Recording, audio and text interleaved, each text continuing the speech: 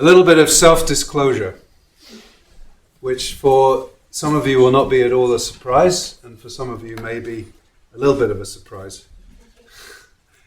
I have heard a few people after my words a couple of weeks ago about darkness were concerned about like how dark that particular sermon was, if it was a sermon. But I want to just speak honestly about my experience post-COVID, if we are post-COVID. Just a little bit about how that whole experience impacted me and probably exacerbated something that was already kind of real for me. And so the reality is that and some of you know this well, but I find some social spaces increasingly hard to deal with because of the way my brain works. So if I'm in a social space where there's lots of different things going on all at once, and there's multiple conversations going on all at once, I find it really hard to focus on one conversation. Maybe many of you have the same experience, some of you don't, but I started to wonder about my own mental health. Like, is that something that, am I on the autism spectrum? Is it some form of ADHD? I haven't ever received an official diagnosis, and I probably never will, but there's something about that way in which I exist in social spaces.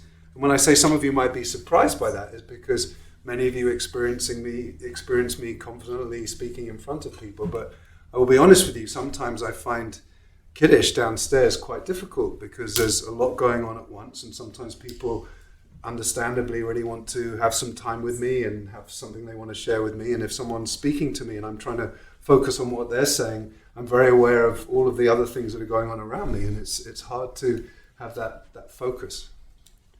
So that's my self-disclosure.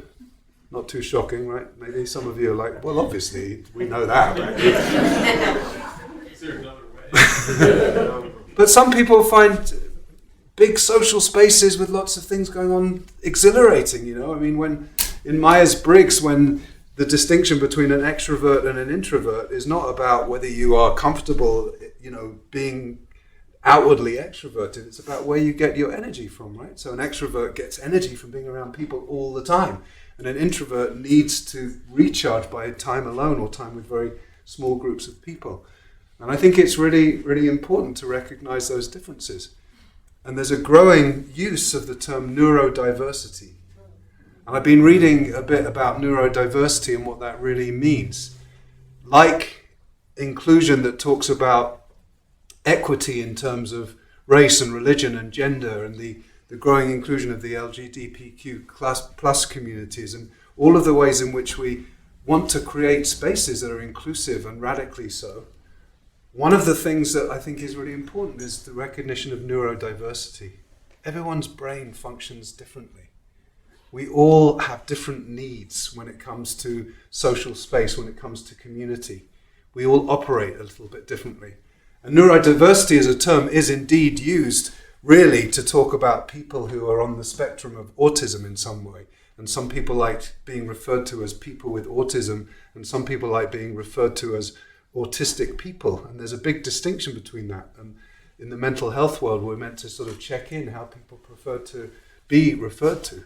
But the point about neurodiversity is recognizing that however diverse we might be mentally and physically, whatever abilities and disabilities we might have, the diversity is recognizing the power, and this is why it's so powerful celebrating this month of inclusion, is recognizing that everybody has something to offer within a neurodiverse world. It's like just because someone has a different way of functioning, a different brain chemistry, you know, some of you are survivors of traumatic brain injury, some of you have perhaps had childhood mental health situations, but it doesn't mean that anyone is less than. It means that we all have a different way and different needs of how we are in community. And a loving community and an inclusive community will recognize those different ways of being. There's a term in psychological world, as well as neurodiversity, which is a more modern term. There's a term that's been used since the 19th century, which is synesthesia. And synesthesia is something that at other points in history has been considered to be a mental illness. Synesthesia is when you experience a sort of cacophony of senses. So someone who is a synesthete might hear a sound and actually see a color associated without the use of psychedelics. They actually have something in their brain chemistry that sees color in sound or hears music in nature. And it's very, very real for people who are synesthetic. And it's a small percentage, about I think 3 or 4% of the population have some kind of experience that they would describe as synesthetic. When it comes to receiving the Torah, the whole people are synesthetic. The bit that we read twice, because it was the maftir as well as the seventh aliyah, says, oh no, we didn't actually. You corrected me. I'd almost put my tali on it when we got there. But Kol ha'am ro'im et hakolot. All of the people saw the voices. All of the people saw the voices, the sounds, kolot. Kol means voice, and it is something that we would normally perceive with our auditory sense, right? But the people at the moment of Sinai saw those voices. What does it mean that they saw those voices? And what were those voices? There's different ways to understand what kol means. In the Psalm 29 that we were just singing as we were processing around with the Torah, right, we have Kol Adonai Bakoach.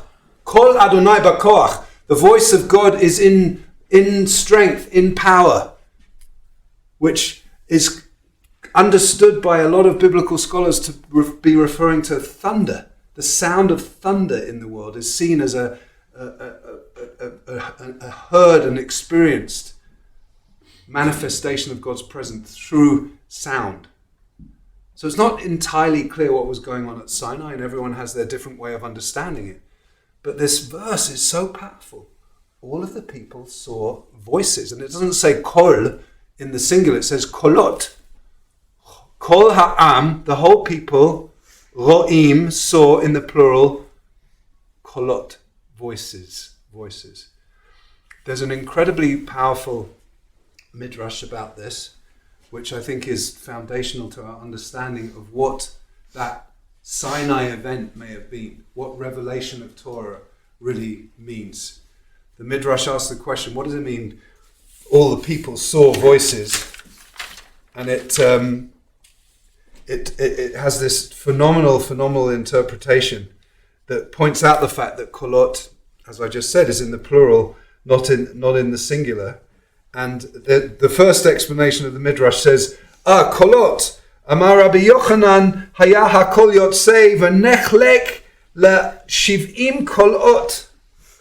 That these sounds were broken up into 70 different languages, and so that every nation could hear whatever your spoken tongue was, you could hear it. Keteyishma'u kol ha'umot, so all of the nations of the world could hear it. And it goes on with all of these different interpretations. But then it comes to the part of the midrash that I really want to share and to relate to some of what I've already said. Hayecha kol yotzei. How did this voice come? Eitzel kol Yisrael, kol echad ve'achad lefi kocho.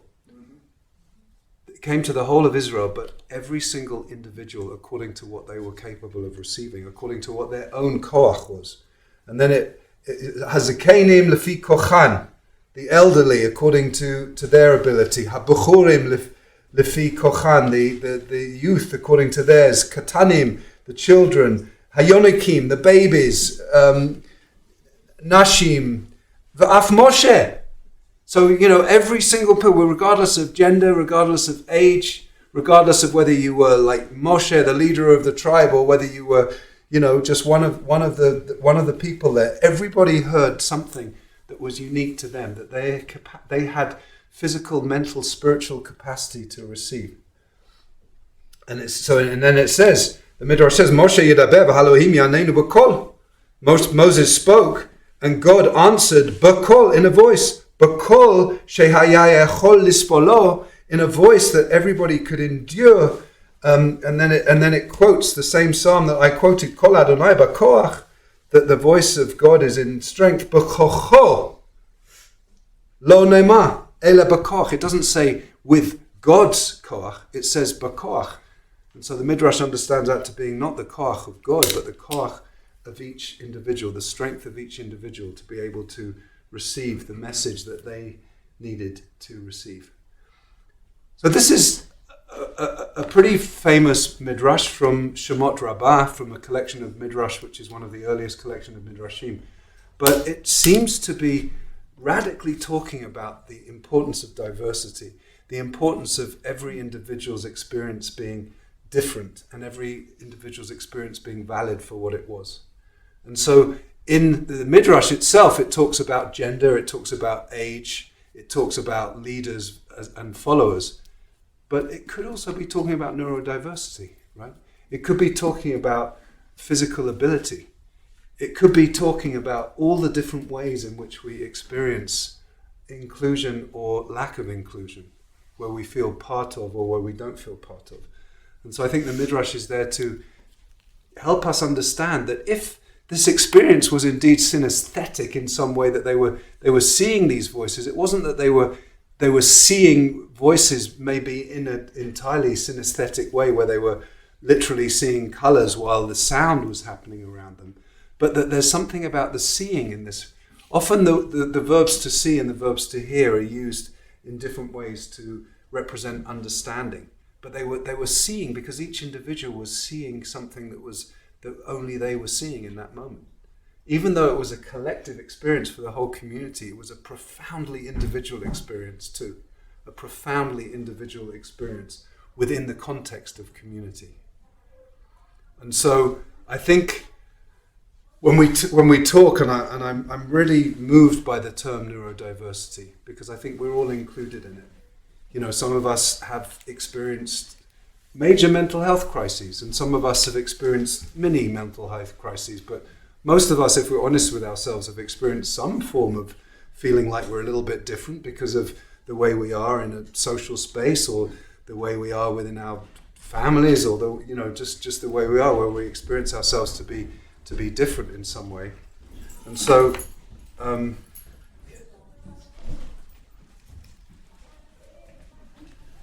okay.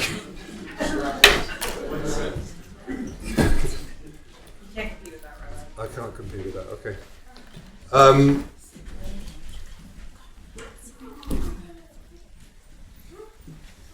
And truthfully, this is part of what my self-disclosure at the beginning. I work really hard to act as if I'm not distracted by some things, but sometimes I can't hide it. Anyway, so Sinai is this profound moment of inclusion. So in this month where I so applaud and acknowledge the work of Judy and your whole committee to help us become aware of the different ways in which we can be more inclusive as a community and the importance of belonging. If everybody was having their individual experience at Sinai in that kind of neurodiverse way, then everybody was included because they were all part of that community experience. In fact, there's a further explanation in a Hasidic commentary by the Sfat Emet. The Sfat Emet, who the Alter Gera Rebbe, who died early 20th century, and he says that on that verse, V'chol ha'am ro'im et hakolot, when all the people saw the voices, he says that everybody saw the root of who they really were. He says it's written Bilshon Yachid in the singular when it says Anochi Hashem Elohecha, the first of the Ten Commandments, I am your God, and it's Sheira'u B'nei Yisrael Kol Echad Et Hashoresh, that in that moment every single person who was there saw the root of their own essence. And so on one level it's perhaps about mental and physical diversity and the ability for each person to experience what they experience, but it's also like in some very profound way each person in that moment got to be shown as if a spiritual mirror was being held up to them, and they saw the truest essence of who they were. And so in that sense, it wasn't about who am I in relation to my neighbor, like the 10th of the 10 Commandments, right? Lo tachmod, don't make something precious that doesn't belong to you. They were being shown what was unique and individual for them. And it's a very, very powerful idea. So on the one hand, everybody has their own experience, regardless of what their own neurology is, what their own mental health might be, what their own physical health would be, how old or how young they were, what their gender was. And the last thing I'll say about this is that Rabbi Jonathan Sachs, obviously,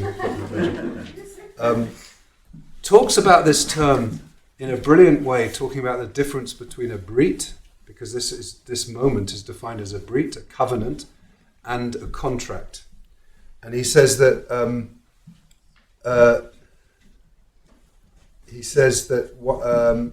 in Moses' day, this brit, this covenant allowed the Israelites to become one nation under God, despite their division into 12 tribes.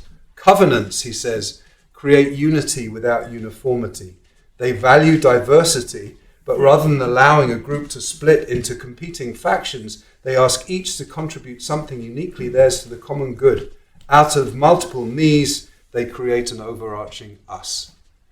And I think that's very much connected to this idea of diversity, whether it's neurodiversity or any other kind of diversity. That diversity is valuable, diversity is important. In the Talmud, among the lists of many, many, many brachot, many blessings that we say for different occasions, for when we see things, when we hear things, when we taste things, when we eat things, when we see certain people, there's one that the Talmud says we see when we see someone who's a little different, someone who's unusual, maybe someone with a disability. And the bracha is Baruch atah Hashem Eloheinu melech haolam meshaneh et habriot. Blessed are you, eternal source of life, who creates diversity in the world. The fact that that exists in the Talmud as a bracha, as a blessing, is an invitation for us to consider that however disunified and however uncomfortable the Jewish world can feel in some places, that a fundamental Jewish principle is one of inclusion and one of diversity, and that we should acknowledge and applaud and embrace all of those diversities in whatever way they show up. And right now, this month, we're especially thinking about this neurodiversity and people who have hidden mental illnesses that make being in community spaces quite difficult for them. So, Baruch atah Adonai Eloheinu melech haolam meshaneh habriot. Thank God that we have diversity in all of its forms. Shabbat shalom.